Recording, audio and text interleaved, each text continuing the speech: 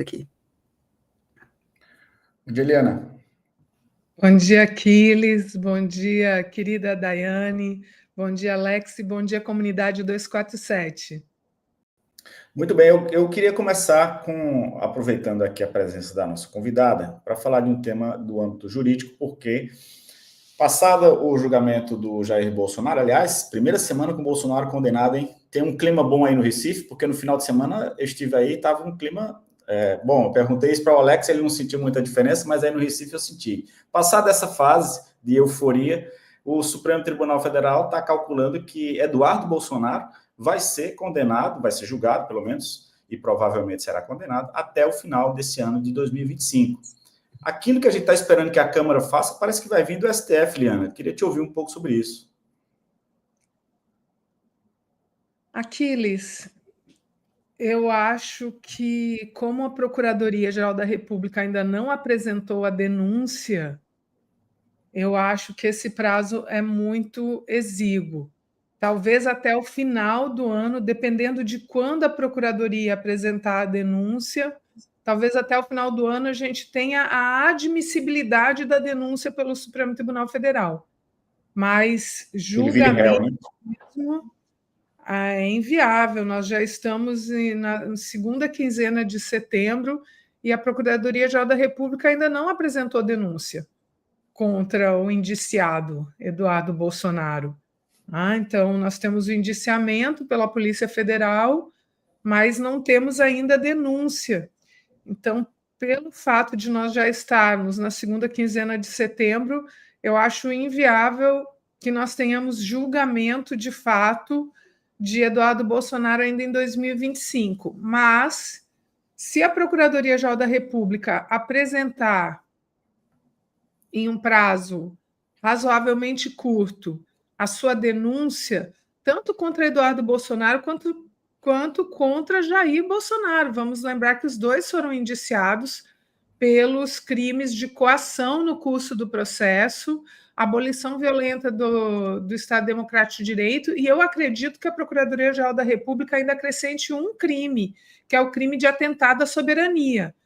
Me parece que o crime, além da coação no curso do processo, o crime mais óbvio é o crime de atentado à soberania, porque é óbvio que os dois estão tramando contra a soberania brasileira mediante ameaça de guerra econômica, né, mediante ameaça de guerra de fato, porque vamos lembrar que a semana passada iniciou com uma afirmação do porta-voz do governo Trump dizendo que não tinha medo de usar o seu poderio econômico e militar contra o Brasil.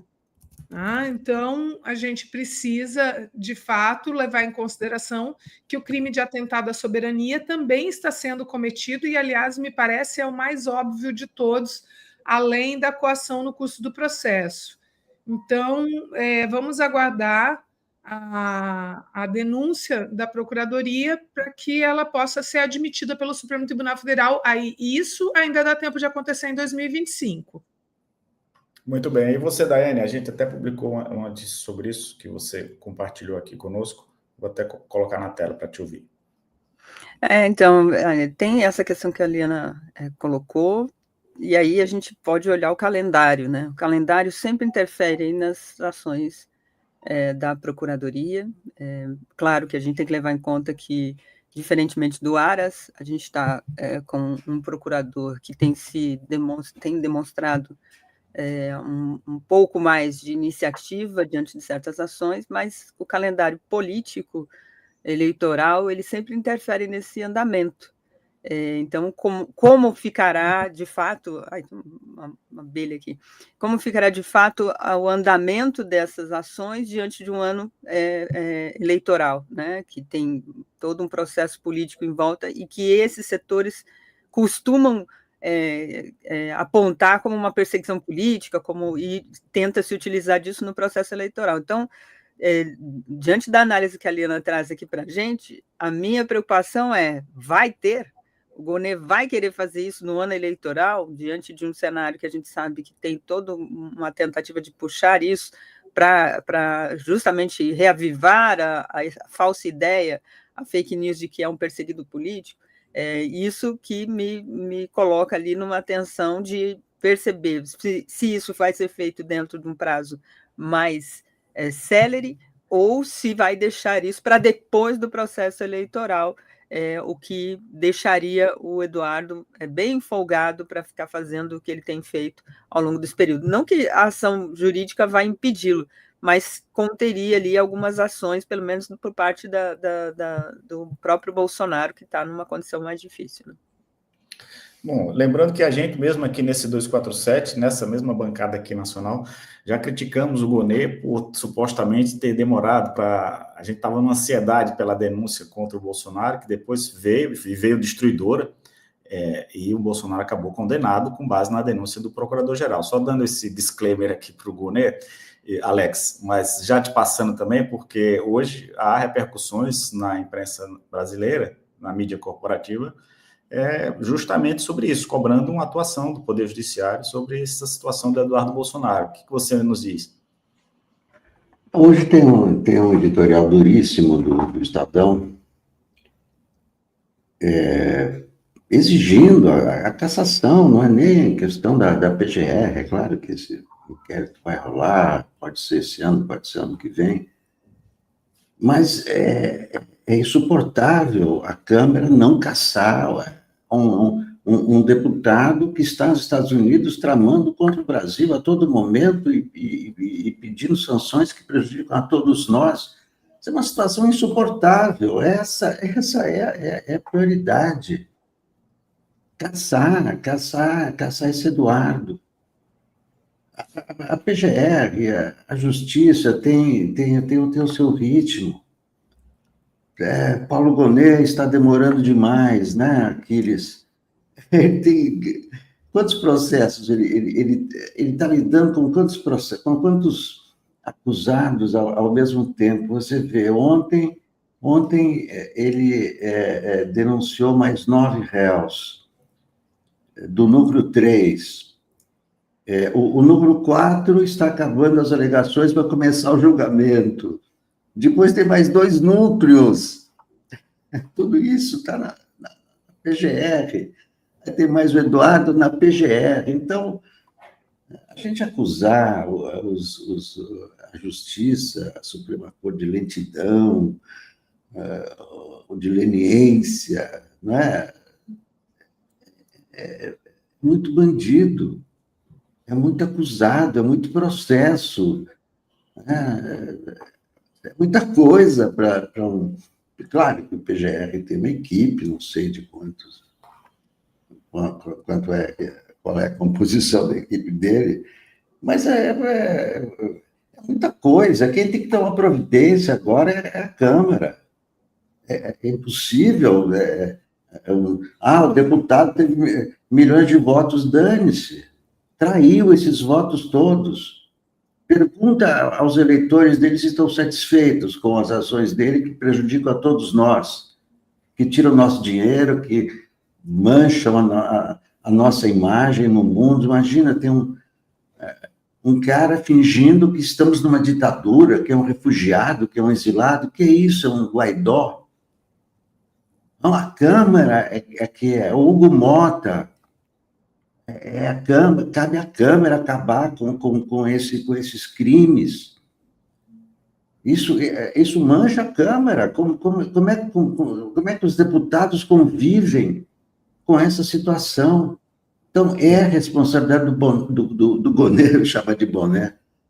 Claro que é, mas a Câmara, que ele é deputado. É como se fosse uma empresa. Se ele é de uma empresa e está cometendo crimes contra o país onde está essa empresa, o que essa empresa vai fazer? Vai demitir esse sujeito. Claro que ninguém vai sequestrar o Eduardo e trazer para cá. Ninguém vai fazer isso, é impossível. Mas, na hora que ele pisar aqui, se é que algum dia ele vai pisar, ou vai esperar uma nova composição do STF, algo assim, ele será recebido pela polícia. Então, é a Câmara que tem que ser pressionada, é o Hugo Mota que tem que ser pressionado para acabar com essa temporada infame de um deputado federal. Sim. É no âmbito político, né, que a coisa tem que se dar. Concordo com você, Alex. E também um ato a mais de indignação em todo esse caso é saber que eu, você, Liana, Daiane, toda a nossa comunidade, todo o povo brasileiro é quem banca o salário desse vagabundo, desse traidor que vai lá para os Estados Unidos ficar pedindo sanções contra o nosso país, né? Quer fazer isso? Então faça com o seu dinheiro, seu vagabundo. Com o nosso não, sabe? Mas, Liana, vou trazer um outro tema aqui para a gente falar, porque... Antes, só queria dizer que, se não era o caso de tirar a titularidade e a exclusividade da Procuradoria-Geral da República para as ações, com esse suposto atraso ou sobrecarga, vamos dizer assim, da Procuradoria-Geral em relação às ações, mas um outro tema é que o Ministério Público Federal está pedindo o cancelamento da concessão da emissora Jovem Pan.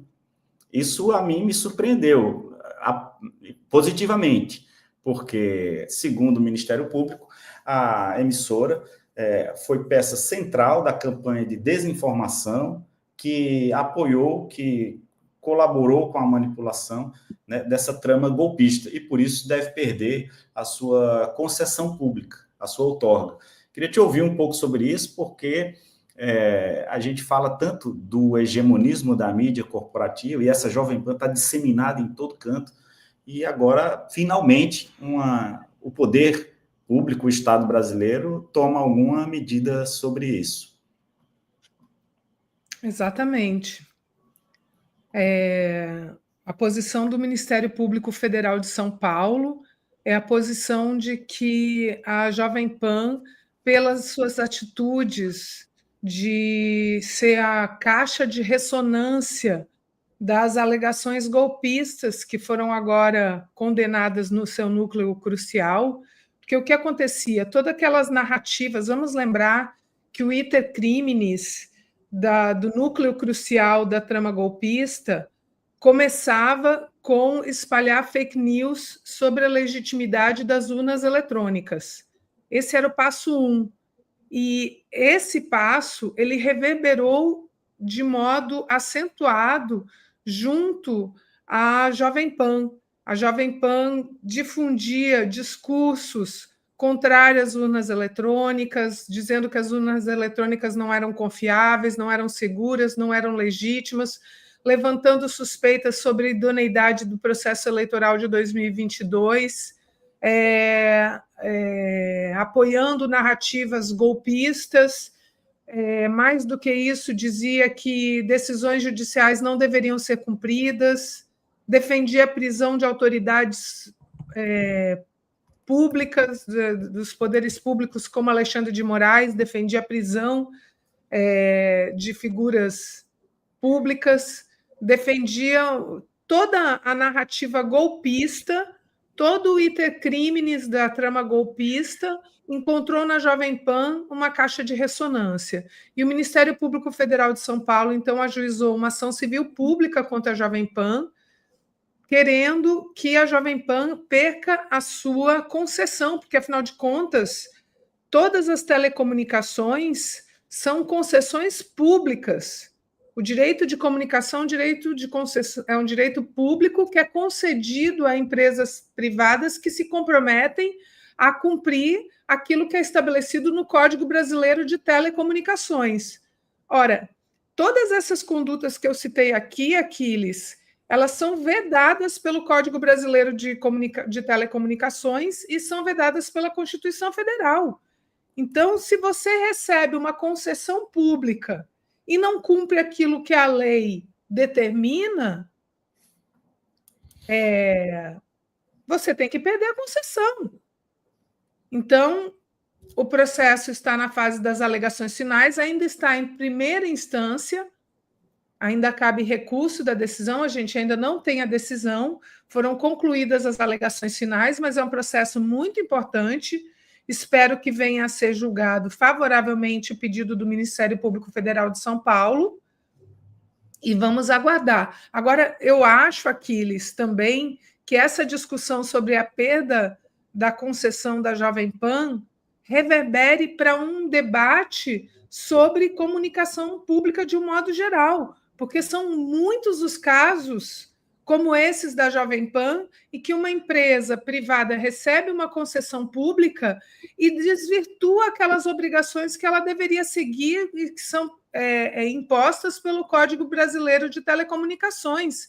Outra coisa que a gente tem que começar a discutir é a legitimidade e a legalização das rádios comunitárias. Isso é fundamental, e de comunicação alternativa, porque quem recebe a concessão pública muitas vezes não cumpre a lei. E quem está fazendo o serviço que realmente está previsto na lei, prestando comunicação pública de qualidade, etc., etc., são rádios comunitárias que vivem à sombra da ilegalidade. Então, a gente tem que ter um debate mais amplo sobre essa questão, mas, pessoalmente, eu fiquei muito feliz com essa ação do Ministério Público Federal contra a Rádio Jovem Pan, e espero realmente que ela perca a sua concessão. Também acompanho a relatora nisso aí. A Lene Brito está dizendo o seguinte: olá, gente linda. E o Júnior, ex-Sandy Júnior, no The Town, será que vai perder os patrocínios? Ela está se referindo aqui a um sem anistia, manifestação política feita pelo cantor, né, da dupla Sandy Júnior, que depois foi atacado pelo Nicolas Ferreira.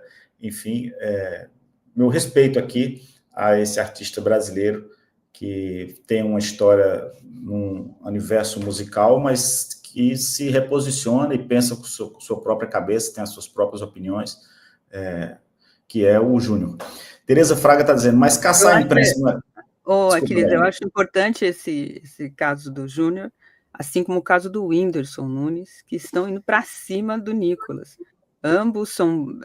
o Júnior tem uma legião de fãs, porque tinha uma dupla com a irmã, e o Whindersson Nunes é um influenciador importante, que diversas vezes entrou no debate, às vezes muito confuso e tal, mas está indo para cima do Nicolas, que é o reizinho aí, para muita gente é o futuro do bolsonarismo, e ele está indo para cima de um modo muito preciso, assim, batendo de frente sem deixar moleza. E o Nicolas, como de praxe, muito covarde, tenta fazer um discurso de que ele é um desequilibrado, que ele é um canalha, usa a morte do filho recente, né, para tentar atacá-lo, e o Whindersson não baixou a cabeça para ele, não. Está indo para cima. É bom que esses setores que muitas vezes ficam silenciados nesses períodos, né, até por conta desse fator, né, dos patrocínios, das possibilidades de fechada de portas, de perder seguidores, eles não estão levando em consideração isso, justamente porque entendem o desafio que tem pela frente. O Whindersson, por exemplo, tem um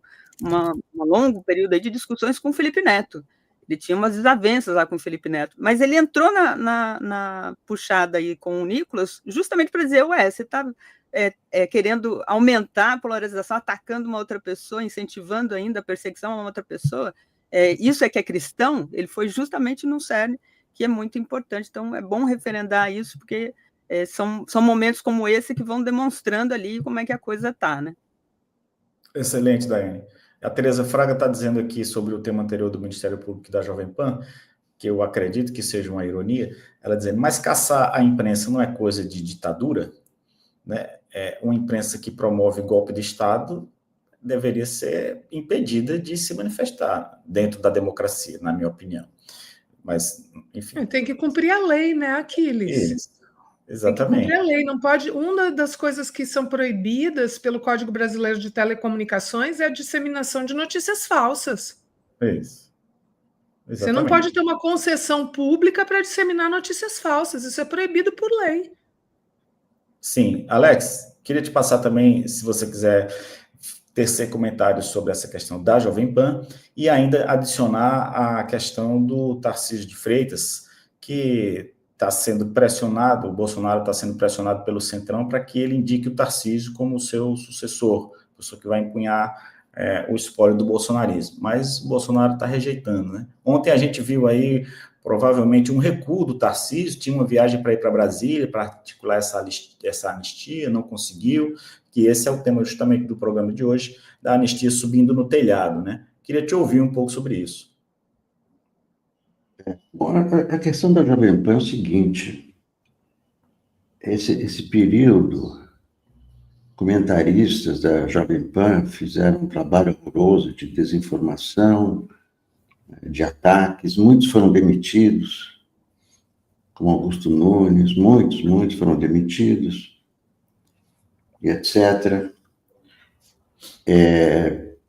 Eu não acho que deve ser caçada, tem que ser multada, porque tem uma multa de 14 milhões, a multa até podia ser maior, mas não caçar. Isso é coisa da ditadura mesmo. Só na ditadura acontece isso de caçar. Aconteceu, por exemplo, com o TV Excelsior, né? Foi tirado do ar pela ditadura porque o dono colocou o seu avião para trazer o Jango da China para cá, e a ditadura tirou o cristal. Isso não se faz.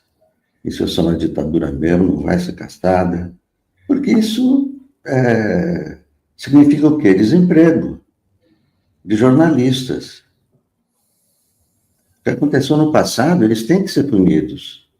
Mas se fosse crime, por que eles não foram denunciados na PGR? Por que não estavam nessa quadrilha, nessa organização criminosa do Bolsonaro? Então é diferente. São jornalistas, opiniões tapafúrdias, erradas, desinformação, fake news, ataques horrorosos, xinga e etc. Mas não se caça uma rádio, porque isso vai provocar só desemprego, só isso. Tem que multar. Multar sim, tem que ser multa alta. Pode ser até mais de 14 milhões. Eles estão pedindo a multa de 14 milhões. E hoje não se vê isso mais no Jovem Pan, né? Agora, o que acontece? Essa turma da Jovem Pan migrou para o YouTube. E daí, estão lá na Revista Oeste. Tem uma audiência enorme, né? Tudo que o YouTube não é controlado, né? Evidente, porque no caso da Jovem Pan, seria só a rádio, e não a Jovem Pan no YouTube, por exemplo. Aqui nós estamos livres de qualquer controle. Inclusive, esse controle, eu acho que é coisa de ditadura também. Não tem que haver nenhum controle desse tipo sobre os meios de comunicação. Então... Sobre o Tarcísio. Poxa, o Tarcísio, nossa, o Tarcísio, coitado, perdido, né? Não sabe mais o que fazer. Ele pediu para visitar o Bolsonaro, ele queria ir amanhã. Aí o Alexandre de Moraes falou, tá bom, você quer visitar? Só no fim do mês. Então, ele foi lá para tramar, como é que vamos fazer agora? Imagina o governador entrando em campanha de anistia, que desvio de finalidade. Tanto que está sendo pedido o impeachment dele na Assembleia, mas o que adianta se ele tem maioria na Assembleia? Mas um governador cujo programa de governo é buscar anistia de um criminoso por golpe de Estado. E o que acontece? O Centrão está pressionando o Bolsonaro para indicar o Tarcísio agora. Se o Bolsonaro indicar o Tarcísio agora, primeiro, acaba a campanha pela anistia, não é? Aí ele jogou a toalha, não é? E ele vai perder qualquer influência, então ele não vai indicar já. O que ele tem a perder? Já está preso mesmo, né? Então, o Centrão vai pressionar. Bem, vai pressionar, ele vai dizer, não, o candidato sou eu, e eu quero que vocês trabalhem pela anistia. É isso que está acontecendo. E todo mundo está repetindo, é inconstitucional, não adianta. O Gilmar Mendes ontem falou de novo, todos estão repetindo, mas eles ficam nessa, não tem o que fazer, eles não têm, né, o mote de campanha. Qual é a campanha que você faz em cima de um cara condenado por organização criminosa? Tentativa de golpe de Estado, e esse cara que está escolhendo o candidato dele, olha que loucura que nós chegamos. Um criminoso, já condenado, prestes a cumprir pena pelo maior crime que se pode cometer contra o país, e ele é que vai indicar quem será o candidato. Isso é um absurdo total. Qual é a credibilidade desse candidato? Sim. Nenhuma. Exato. Nenhuma credibilidade. O Tarcísio está perdido. Ele tinha que ficar na dele, buscar a reeleição de governador e tal, mas ele entrou nessa quadrilha, e aí, quando entra nessa quadrilha, as pessoas correm muito risco, né? Você vê o Bebiano, você vê o Alexandre Frota, você vê Joyce Hasselman, você vê todos vítimas dessa quadrilha. A própria Zambelli também, né? A Luciane está dizendo o seguinte: Minion é o tio Chitão, ainda sobre o caso do Júnior. Júnior jamais foi Minion. E a Júnior Lage está dizendo: como mineira, falo, Nicolas é um delinquente. E o professor Isaías está dizendo: Alex, não fale absurdo, a lei tem que ser cumprida. Obrigado aqui a todo mundo que está nos acompanhando. Renovo os pedidos para vocês deixarem likes aqui nessa transmissão. E, Liana, queria pedir a sua gentileza para a gente falar de um assunto bom, porque chega desses golpistas. Vamos falar do presidente Lula, que está prometendo, ou pelo menos solicitou à equipe econômica, um estudo para viabilizar passagens gratuitas do transporte público, né? A gente lembra que em 2013 houve uma mini revolução, um acontecimento revoltoso aqui no Brasil por causa, supostamente, de um aumento de 20 centavos nas passagens de ônibus. E o Lula hoje, com a vice-presidência de Geraldo Alckmin, que era governador naquela época, está pedindo aí um estudo do Ministério da Fazenda para verificar de que maneira é possível reduzir ou até eliminar a cobrança das tarifas de ônibus em todo o país, não só apenas nas capitais. Então, eu acho isso revolucionário, porque o trabalhador, ele só tem acesso ao transporte público para trabalhar, né? Ele não tem acesso ao transporte público para viver. O Recife é um exemplo disso, São Paulo é um exemplo disso, que em João Pessoa também, nas grandes capitais, mas queria te ouvir sobre isso. Com alegria. Falar sobre um tema pelo qual eu sou apaixonada, que é o tema da tarifa zero no transporte público, isso não só nas passagens de ônibus. Nesse momento, a gente tem que falar também das passagens de metrô, e é importante fazer uma fala firme contra a privatização do metrô do Recife e contra a privatização do metrô de Porto Alegre, o Trenzub. É importante fazer uma defesa do metrô público com tarifa zero, porque o metrô também é um meio de transporte relevante e o governo Lula precisa assumir o compromisso do metrô público e com tarifa zero também além dos ônibus. Então, não só o transporte de ônibus, mas também o transporte de metrô, que é fundamental para milhares e milhares de usuários todos os dias. Centenas de milhares de usuários ou milhões de usuários todos os dias. Então, não a privatização dos metrôs, e sim a tarifa zero. A tarifa zero é um compromisso do Partido dos Trabalhadores. É um compromisso que nós assinamos quando nós somos candidatas e candidatos, Aquiles. Não sei se você sabia disso, mas quando a gente é candidato e candidato, a gente tem que assinar um termo de compromisso com as pautas do PT. E uma das pautas que a gente tem que assumir compromisso é com a tarifa zero. E o presidente Edinho, quando assumiu a presidência no Encontro Nacional do PT, um dos temas de fala que ele mais desenvolveu foi justamente o nosso compromisso com a tarifa zero. A tarifa zero é fundamental. Tem uma música do Luiz Gonzaga, Aquiles, que fala sobre o sertão. E o sertão cheio de cancelas. As cancelas são os portões, né? Que tem no sertão de uma fazenda para outra. E aí ele ia atravessando no jegue e chegava uma cancela, outra cancela, e ele dizia: "Ô, sertão cheio de cancelas". Ora, na cidade não tem cancelas, mas existem as cancelas simbólicas, que não nos permitem chegar a determinadas áreas da cidade. Quando, em São Paulo, se fez o movimento para colocar o metrô em Higienópolis, vamos lembrar que as madames de Higienópolis fizeram um microprotesto dizendo que não queriam metrô em Higienópolis, porque elas não queriam que a população pobre chegasse em Higienópolis. Né? Então, isso para mim foi uma aula de direito à cidade. Aquelas madames com cartazes dizendo não ao metrô em Higienópolis, elas nos mostraram que o transporte público, Aquiles, é o que faz a cidade ser democrática.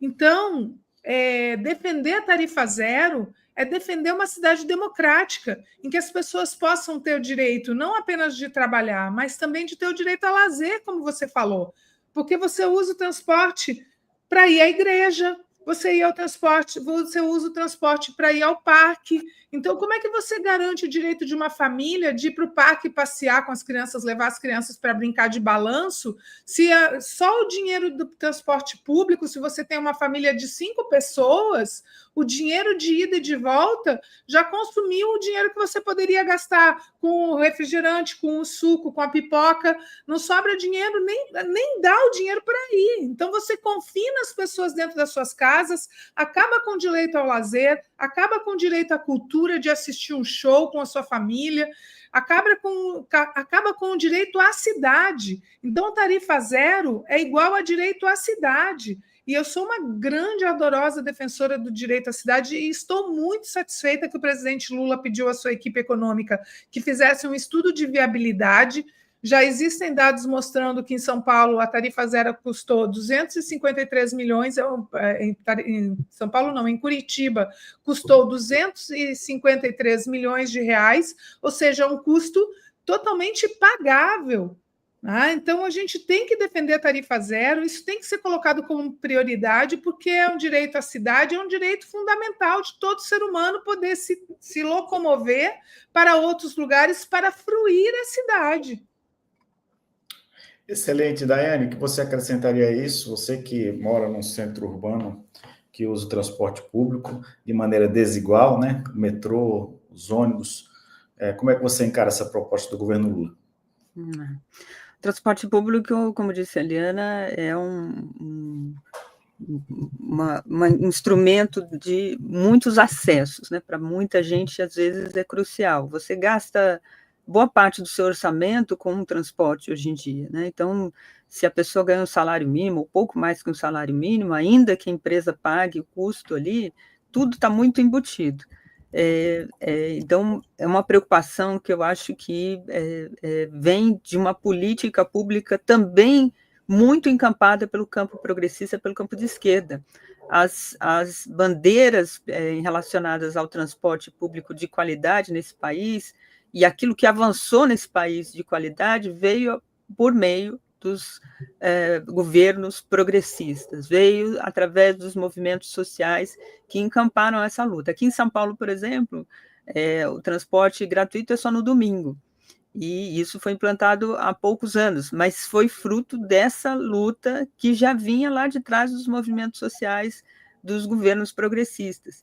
A gente sente uma diferença, quem mora em São Paulo percebe, quem usa o transporte público percebe a diferença que o sistema, a organização do sistema de transporte público, quando ele é governado pelo campo progressista, pelo campo de esquerda, e quando ele tem nas mãos aí a direita ou a centro-direita. É uma preocupação que está na cabeça do presidente Lula, porque faz parte de um dos pontos dessa estrutura da qualidade de vida, né? O tempo que eu gasto para chegar no centro de São Paulo, em geral, hoje é 1h30.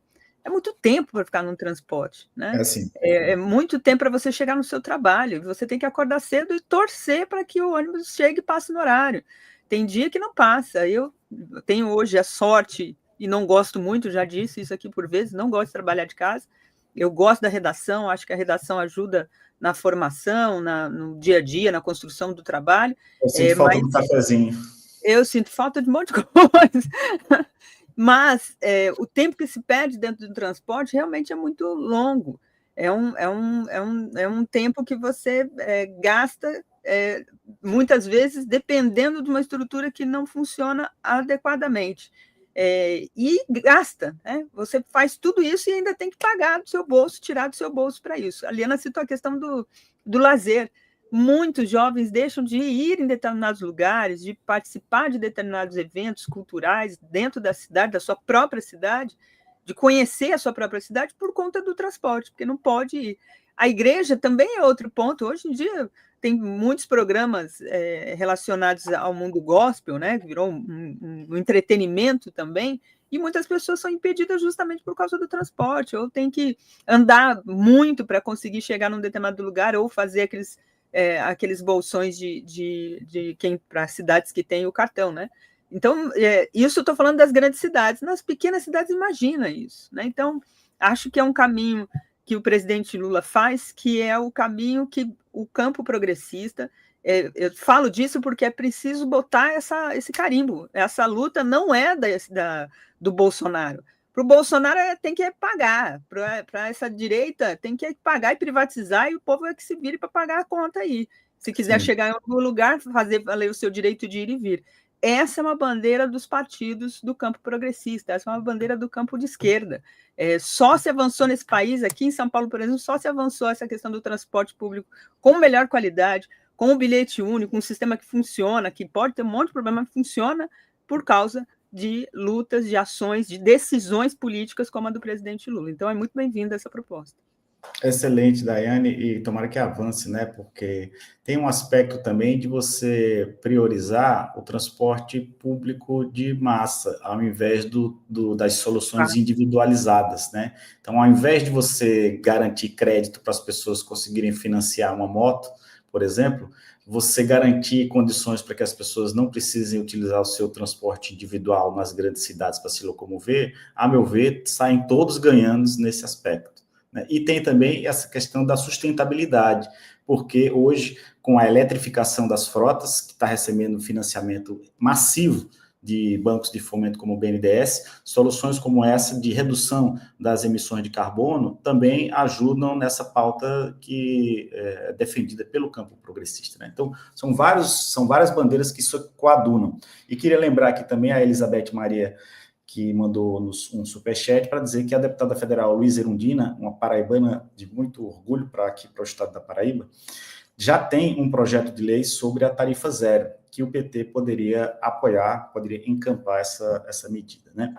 E o Alexandre, Alex, está dando um comentário aqui, mandou um superchat sobre um comentário que eu queria justamente te perguntar, deixando a você à vontade para você falar do transporte também, dessa medida do governo Lula, se você quiser, mas é sobre isso aqui, posicionamento do prefeito do Rio de Janeiro, Eduardo Paes, que saiu em defesa do pastor, do empresário da fé, Silas Malafaia, dizendo que, abre aspas, mexeu com Malafaia, mexeu comigo, né? Como assim um aliado do governo Lula faz uma manifestação como essa? Queria te ouvir sobre isso também.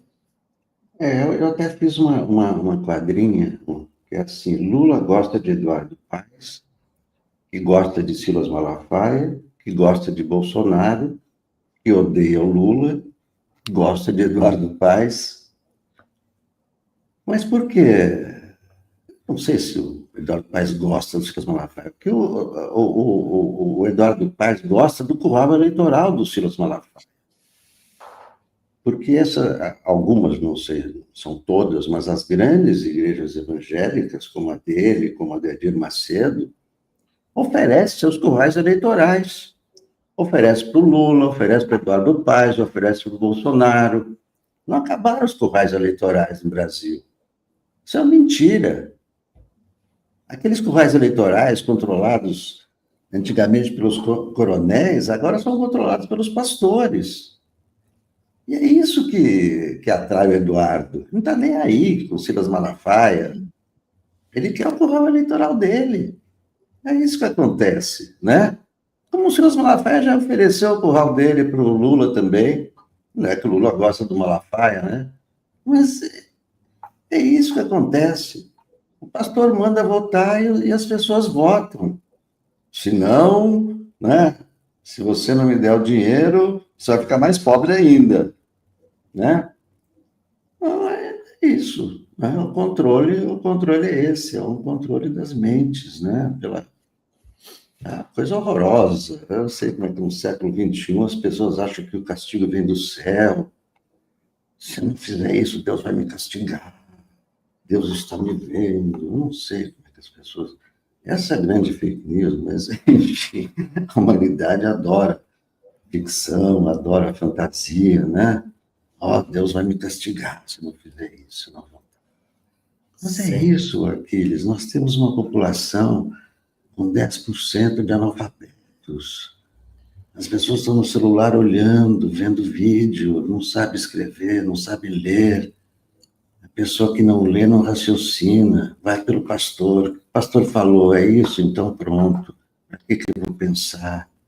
Essa situação, essa é a nossa situação. Agora, já tem uma boa parte da população com tarifa zero. Eu, por exemplo, não pago. Já passei da idade e tal, então já tem uma parte da população, foi até do Mário Covas, né, que implantou isso aí. Agora, alguém paga por isso. Claro que é maravilhoso entrar no ônibus e não pagar nada, mas alguém vai pagar pelo combustível, pelo motorista, pela manutenção, pela compra do novo ônibus. E quem vai pagar? Somos nós, a população. De outra A maneira, tarifa zero, a gente vai pagar com algum imposto, não tem nada de graça, não cai do céu. Não vai cair do céu. Quem vai pagar o motorista? Quem vai pagar o combustível? Quem vai pagar o conserto do ônibus? Alguém paga. Então, isso depende muito, né? De cada cidade, né? Em São Paulo, eu acho impossível, a população é enorme, com as distâncias enormes. Por que o transporte é tão demorado em São Paulo? Porque as distâncias são enormes, não é? As distâncias são quilômetros, são, né, uma extensão enorme. Sim. E outros problemas, vários, e etc. Mas isso vai melhorar com tarifa zero. Né? Não é lógico. Então, nós vamos pagar nada, o transporte vai melhorar. Não, claro que é ótimo não pagar nada, mas precisa ver quem vai pagar por isso, a cidade pode arcar com isso. Eu acho impossível, embora seja um plano maravilhoso, né, que atende, claro que é necessário. Mas como é que você vai obrigar uma cidade que não pode arcar com isso a ter uma tarifa zero no transporte? Pode sim. São 5.500 municípios, né, com seus problemas. Sim. Maricá, por exemplo, parece que já implantou tarifa zero, beleza. Infelizmente, nosso tempo está acabando. Tarifa zero. Mas alguém está pagando, tirou de algum lugar. Continua custando dinheiro, os motoristas continuam recebendo, o cobrador continua recebendo, o combustível continua custando. Então, Eliana, como vereadora, não existe grátis, né? Alex, por favor, nosso tempo está acabando, infelizmente. Gostaria de pedir para a Liana e para a Daiane fazer comentários finais sobre esse tema, agradecendo sua participação aqui, Liana, sempre às terças-feiras, e também dizendo aqui que o Ricardo Tristão está dizendo: a tarifa zero do presidente Lula significará o fim do apartheid no transporte público do povo brasileiro. E a Thelma de Souza Ribeiro está dizendo que Eduardo Paes vai perder o voto de muita gente, inclusive o dela. O Gilberto Cruvinel está dizendo que a escala 6x1 é o transporte público escasso e caro. A escala 6x1 e o transporte público escasso e caro são os dois grilhões no pé dos trabalhadores. Esqueceu-se o projeto do fim da escala 6x1, só se fala da anistia. Então, Liana, te passo aqui para, rapidamente, se possível, você fazer um comentário final. Primeiro, assim, eu preciso, com todo respeito, discordar da Alex, porque a tarifa zero é fundamental, e se a gente usar o argumento de que alguém vai pagar por isso, esse argumento também é usado para acabar com a universidade pública, com as escolas públicas, com o SUS, porque alguém sempre paga por isso. Isso é Estado Social de Direito. Né? O Estado Social de Direitos. Sempre tem alguém que paga. É para isso que existe o Estado Social, é para isso que a gente precisa de taxação BBB, é para isso que a gente precisa de taxação dos super ricos, das bets dos bancos, para pagar justamente os direitos sociais de quem tem menos. Isso é subsídio cruzado, isso é a lógica do Estado Social. Mas o que eu queria comentar mesmo, Aquiles, é que... antes de ver o tema do Bom Dia 247 de hoje, eu ontem comentei com os meus amigos, a anistia subiu no telhado. E o título do programa de hoje foi justamente A Anistia Subiu no Telhado. Eu captei a sua mensagem. Você captou meu pensamento, porque realmente o Centrão abandonou Bolsonaro. O Centrão não vai embarcar no projeto da anistia, esse projeto vai ficar nas mãos da extrema-direita, o Centrão vai abandonar, já abandonou o projeto de anistia, porque sabe que no Senado não passa, se passar na Câmara não passa no Senado, porque sabe que se houver uma vitória na Câmara, será uma vitória de pirro, em que todos acabarão saindo perdedores. Então, me parece que a grande notícia, realmente, você acertou muito no tema, foi dizer que a anistia subiu no telhado, porque se o Centrão abandonou, não há mais chances de prosperar a anistia. E isso é muito positivo, porque finalmente a gente vai conseguir...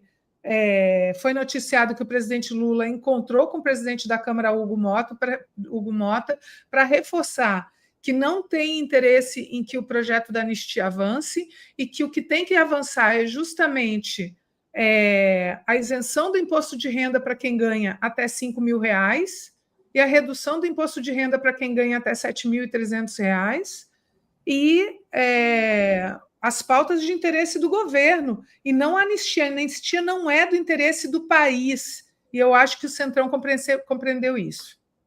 Muitíssimo obrigado, Liana Cirne Lins, Daiane Santos e Alex Sonic, pelo programa de hoje, e até a próxima. Valeu. Tchau, gente.